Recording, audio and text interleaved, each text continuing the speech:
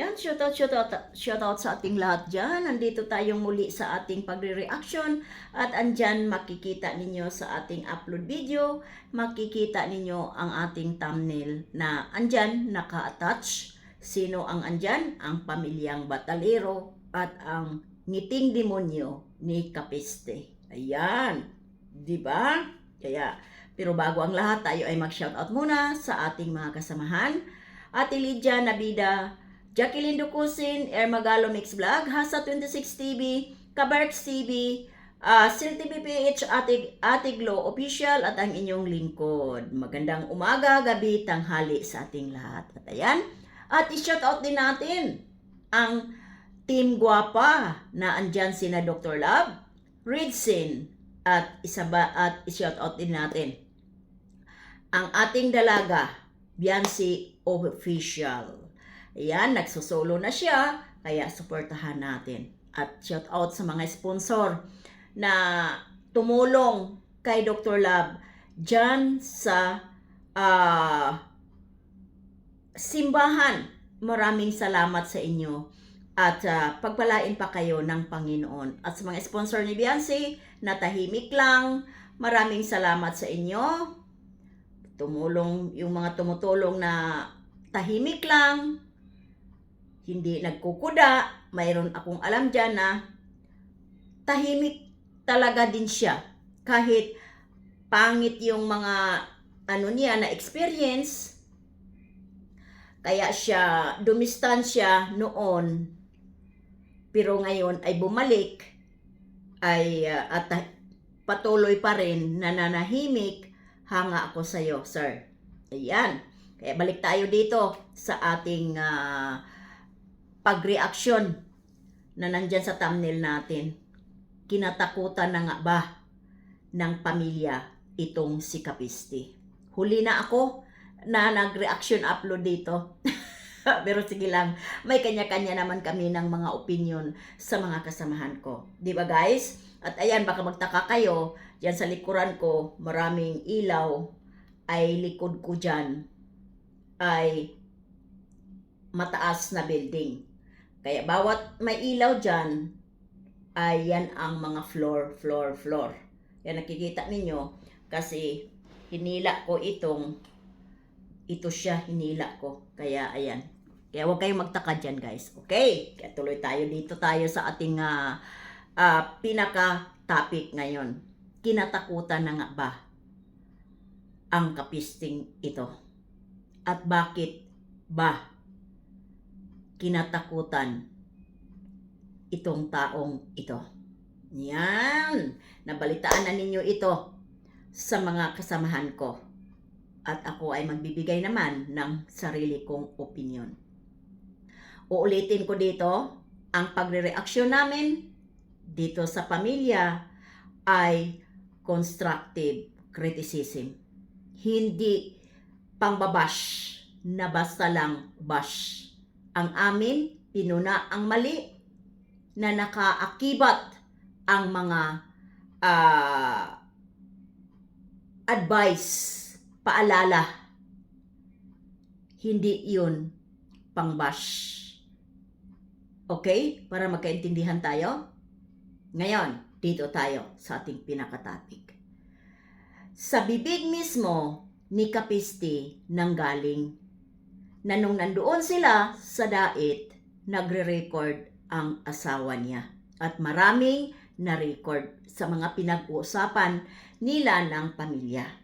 Ngayon, nakita pala ni Tatay Biran. May nakapagsabi sa amin. May nakapagsabi. At pinatotohanan yon ni Tatay Biran doon sa taong nakausap nila at nagkukwento din sa amin. Kung sino man yon, amin na lang yon. Kaya yung mga sinasabi ni Kapiste, totoo. Pero nung nalaman, nang nakita ni Tatay Biran, huli na. Kaya nung nalaman nila na umalis, paparating, papuntang dait, para hindi sila maabutan o pupunta sa bahay nila at nandoon sila, hindi sila makatanggi. Di ba? So, anong ginawa ng pamilya? Umalis. Dahil natatakot na sa'yo, kapisti. Dahil doon sa mga pinagsasabi mo at sa nakita din ni Tatay Biran. Nakakatakot ka nga talaga naman. Ang malas nga naman. Pag mayroon talaga tayong ginawang masama sa kapwa, pinagsamantalahan mo ang mga tao na naniniwala sa'yo sa mga pinagsasabi mo. Pero ikaw na mismo ang naglaglag sa sarili mo. Ikaw na mismo ang naglaglag sa sarili mo sa pamamaraanan ng pagre-record ninyo habang kayong nag-uusap. Ang Panginoon nga talaga naman pag gumalaw. Kaya ka kinatakutan na ng pamilya. Hindi sila umalis dahil nabulabog, sinasabi mo na tuwang-tuwa ka dahil nabulabog ang mga tao sa'yo sa dait. Hindi bali mabulabog kaysa mabigla na lang sa gagawin mo. Pinaghandaan ka at mula nung time na yon na nalalaman na papunta ka, nagbabantay na sila ngayon. Ibig sabihin, yung mga sinasabi mo, pautot mo, nagbigay ka tuloy ng mga idea ng mga tao. Kaya nagbabantay na sila, pinagsabihan kung sino ang gustong pagsabihan. Kaya maganda din yung ginawa mo. Kaya huwag kang matuwa na nabulabog sila sa drama mo. Maganda din yung ginawa mo dahil nagbunga ng maganda. At tinataguan ka na, kinatakutan ka na ng pamilya. At yun ang dapat sa'yo. Katakutan ka dahil isang ka nga naman talagang traidor. Dahil kung hindi ka traidor, pinagkatiwalaan ka ng pamilya, kapiste, pero anong ginagawa mo? Nagre-record kayo. Nagre-record kayo. So, sino ang hindi matatakot sa ginagawa mo? At ikaw na rin mismo naglaglag sa live mo na marami kang ni-record nung nag-uusap kayo ni Dr. Love. Nire-record ka ng asawa mo. Nagre-record ang asawa mo. Sa pinagyayabang mo, sa pagyayabang mo tungkol doon. At nakita kayo ni Tatay Biran, dapat lang talagang katakutan kayo. Katakutan talaga kayo. Dahil pwede ninyong i-blackmail ang pamilya. Pag hindi kayo maging witness ko, pwede kong ilabas ito lahat ng mga pinagsasabi ninyo sa akin. Pwede mong i-blackmail ang pamilya. Maganda yan. Sila na ang umiwas sa'yo para hindi ka na makahingi ng pabor. At kapiste, ma-hostage mo. Na andito yung mga conversation natin at pwede ko tong ilabas pag hindi kayo mag-witness sa akin against sa Kalingap. Yan ang papanakot mo. Diba? Kaya dapat lang kinatakutan ka ng pamilya. Dahil hindi malayo.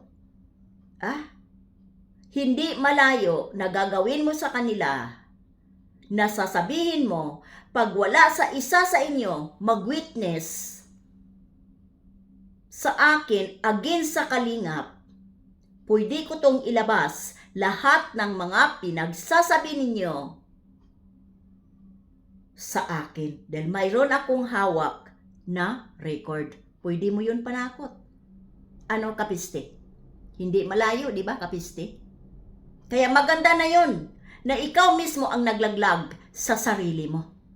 Dahil ayaw ng Panginoon na yung mga taong naniniwala, pinagkatiwalaan mo, ay niluloko mo lang pala sila. Kaya good for you. Tingin mo, nananalo ka. Kaya ngiting demonyo, pero hindi pumayag ang Panginoon na pamilyang ito, maloko mo ng tuluyan. Malamon mo sa gusto mong mangyari para sa kapakanan ng sarili mo. Kapiste?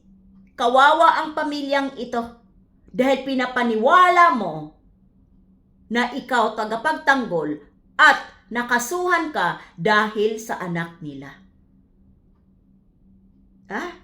Pero yun pala, nagre-record ka. Talaga nga naman ang Panginoon.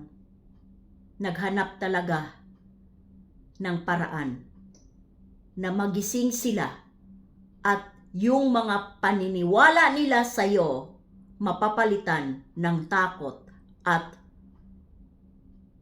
di na magtitiwala sa iyo, sa inyo.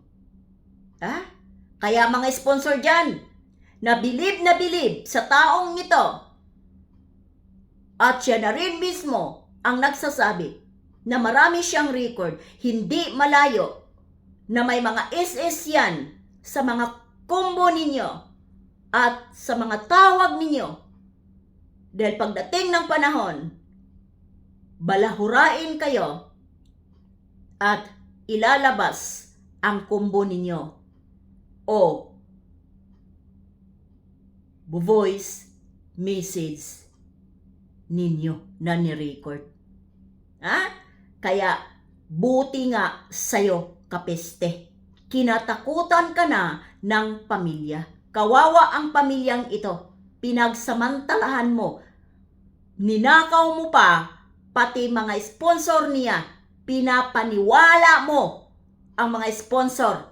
Pinapabilib mo sa pag-atake mo sa kalingap. Akala nila ngayon ka lang bumabanat sa kalingap, pero matagal ka na bumabanat, na manghinga ka lang ng 1 taon kalahati o 2, bumalik ka, kalingap pa rin ang content mo hanggang nagkaroon ng issue si Beyonce. Pero anong ginawa mo? Pinapaniwala mo lahat ng kasinungalingan. Buti nga sa'yo ang bilis ng karma mo. Kaya hanggang dito na lang tayo. Maraming salamat at huwag tayong mag-skip ng ads. Ingat-ingat. God bless sa ating lahat. Bye-bye.